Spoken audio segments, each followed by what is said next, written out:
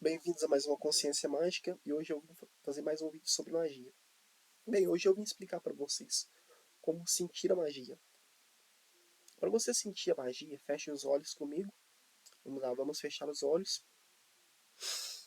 E agora você vai precisar sentir algo. Como isso funciona? Bem, é complicado. Para você conseguir se conectar, você vai precisar ver através da dimensão. E como isso funciona? Ver através da dimensão. Eu não exatamente consigo explicar, você precisa sentir. Você vai ter que sentar por horas, você vai ter que meditar, até chegar a um ponto que você consiga sentir esse poder.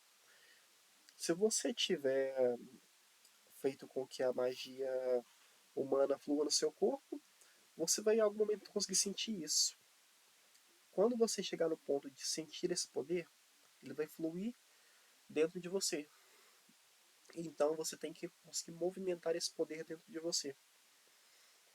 Algumas culturas, como a hindu, veem esse poder como chi. O chi ele é interessante para ver você ver.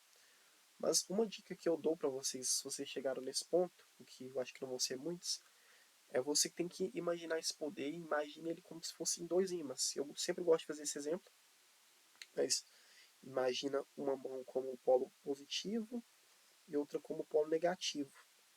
Então você vai fazer com que essas duas forças entrem em contato.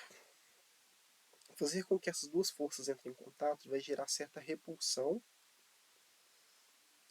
e você precisa mentalizar. A magia é muito sobre mentalizar. A diferença entre um dragão e um demônio, por exemplo, não está no poder que eles têm, está na capacidade que um deles tem de mentalizar e fazer com que esse poder seja mais útil.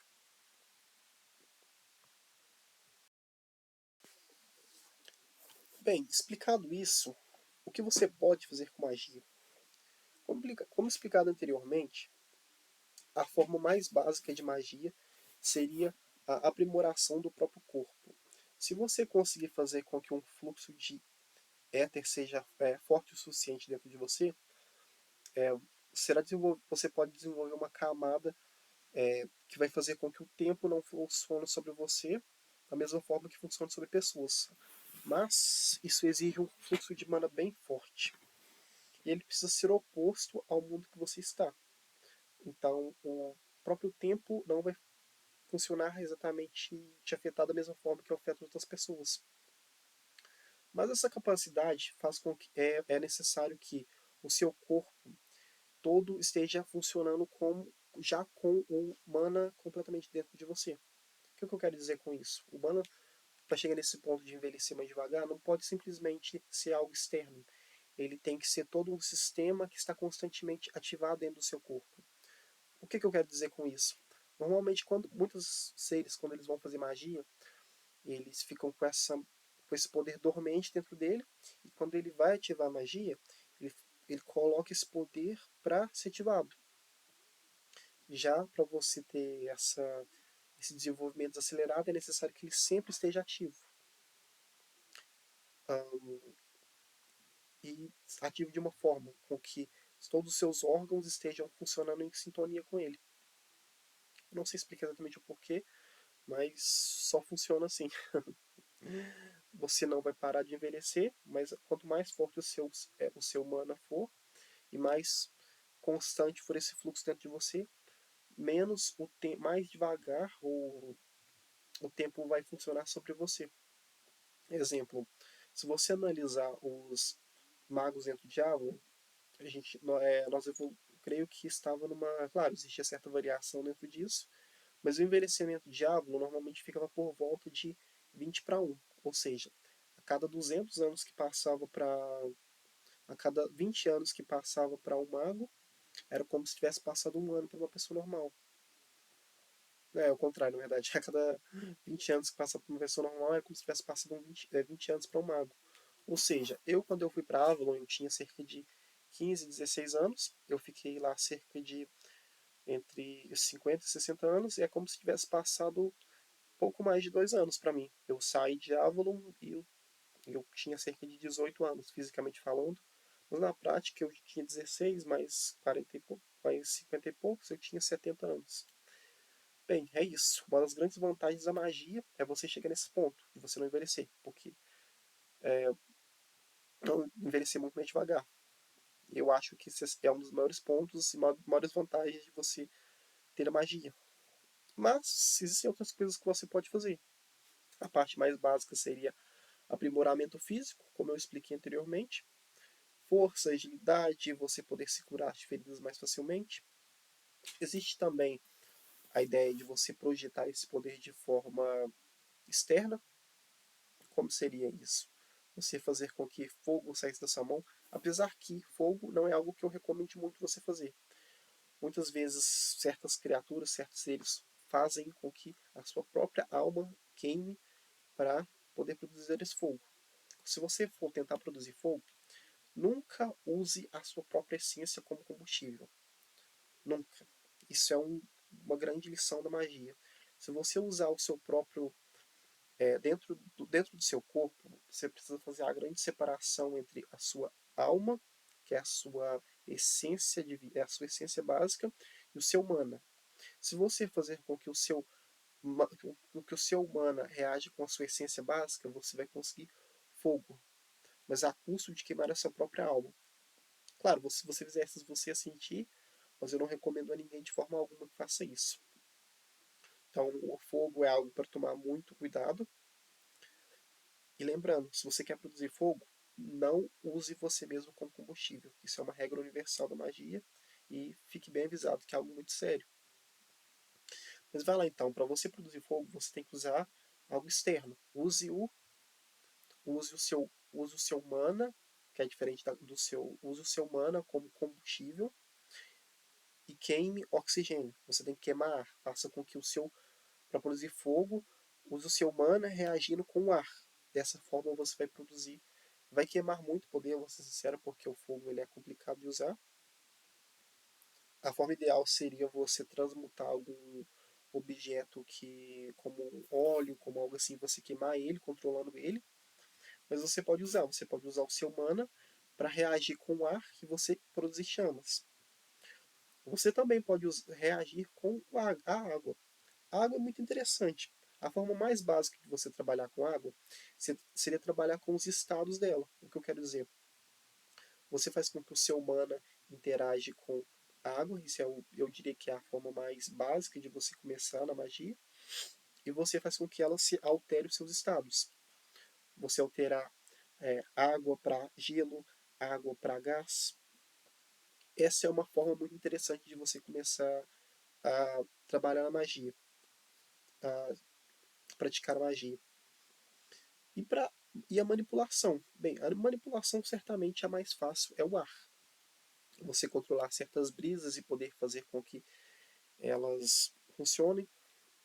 Mas assim, cada pessoa tem uma facilidade. Para algumas pessoas produzir, lidar com chamas vai ser mais fácil. Para outras, controlar o vento, brisas vai ser mais fácil. Para algumas, alterar o estado da matéria vai ser mais fácil. Então, assim, é complicado dizer. Cada pessoa tem um perfil.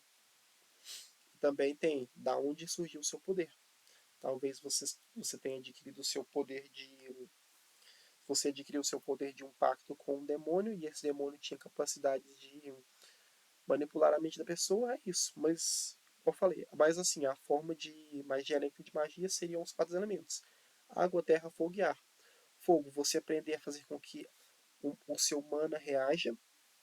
O ar, você aprender a esse controle. O ar seria você transmutar a forma que a associação. E terra, o que seria a terra? Bem, terra, você normalmente é a parte de condução metálica. Claro, você pode. Por quê? O que eu quero dizer com isso? Você controlar a terra inicialmente é algo muito complicado. Controlar a terra é complicado porque a terra ela tem certo peso. Então eu diria que nessa magia, é, nessa magia inicial seria mais interessante você pegar metais e fazer com que forças opostas funcionem. Fazer com que de forma prática, você pegar um pedaço de metal e fazer com que ele se repela contra um outro metal. Essa é uma forma interessante. Claro, no início você não vai conseguir fazer nada de extraordinário, mesmo que você tenha o poder mais forte, um mana muito forte, o que é raro inicialmente. Mas você pode brincar um pouco no começo. Bem, depois dessa mana inicial elemental, você consegue partir para coisas um pouco mais interessantes. O que eu quero dizer? Plantas. Uma grande passagem que existe em Avalon é a ideia de você cultivar uma árvore. E por que isso? Porque você cultivar uma árvore, você está trabalhando com um ser vivo, você é, a, está alterando uma existência física. Você está imbuindo características dela de forma viva. O que, na minha opinião, é a forma mais bonita de magia, quando você consegue trabalhar com um ser vivo. Por quê? Porque um ser vivo é muito complicado. Você precisa entender a essência desse ser e manipular a sua própria essência. Tanto que um dos poderes que eu acho maravilhoso é a arte da transformação. Lobisomens, por exemplo, eles conseguem se transformar, eles têm essa magia, eles conseguem se transformar em lobos, né? Ou não completamente lobos, mas em lobisomens. E eu acho isso muito interessante. Mas eles têm essa configuração única. Algo que, na minha visão, é muito legal é quando um deus consegue se transformar em outro. Isso, na minha visão, é a parte mais complicada da magia. Conseguir realmente se transformar em outra coisa. Mas existem vários caminhos para você seguir. Você pode seguir por um caminho de uma magia não tão legal. E você pode seguir por essa magia de manipulação. Você pode seguir por essa magia elemental. Você pode seguir por uma magia, magia mais complicada. O que seria uma magia mais complicada? Olha lá, eu falei. Como mago, você vai aprender a usar muito runas. E fica muito complexo. Runas, elas são tão complicadas quanto um circuito eletrônico. Então, assim, dá para você fazer muita coisa, mas eu não tenho tempo e eu não quero explicar. Até porque eu não sou especialista nesse tipo de magia, mas como runas dá para fazer muita coisa assim, muito. Inclusive a parte de metalurgia mágica, que dá para você produzir certos objetos e você imbuir características nesses objetos, mas eu não vou entrar nisso. Bem, eu acho que eu estou me estendendo aqui e eu vou me despedir de vocês. Até mais.